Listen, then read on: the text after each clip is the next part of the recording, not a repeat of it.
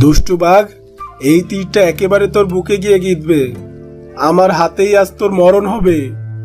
দোহাই লাগে শিকারি ভাই, আমায় মেরো না, আমার ছোট ছোট 4টা ছানা আছে।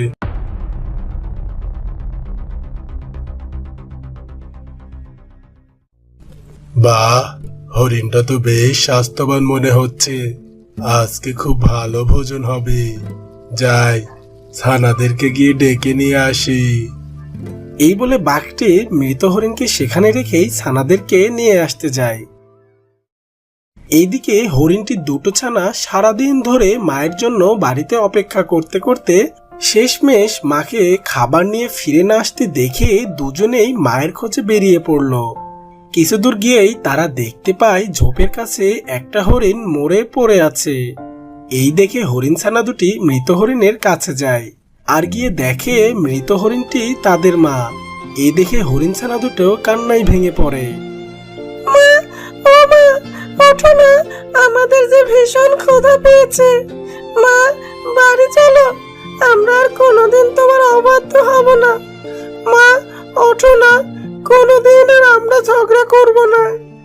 এইভাবে কাঁদতে কাঁদতে হঠাৎ হরিণ ছানা দুটো বাঘের গর্জন শুনতে পায়। বাঘের গর্জন শুনে হরিণ ছানা দুটো ভয় পেয়ে ঝোপের আড়ালে লুকিয়ে পড়ে। আর ঝোপের আড়ালে লুকিয়ে দেখে একটা বাঘ তার ছানাদের নিয়ে মৃত হরিণটার দিকে এগিয়ে আসছে।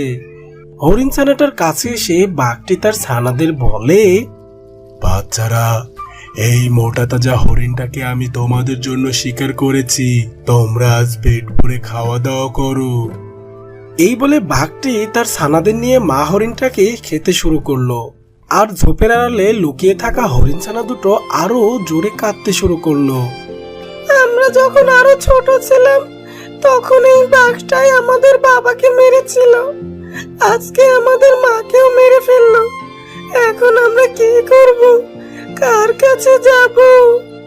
কাঁদতে কাঁদতে হরিণ ছানা দুটো ঠিক করলো তারা এই জঙ্গলের সবচেয়ে বুদ্ধিমান প্রাণী শিয়ালের কাছে গিয়ে বাঘের নামে নালিশ জানাবে।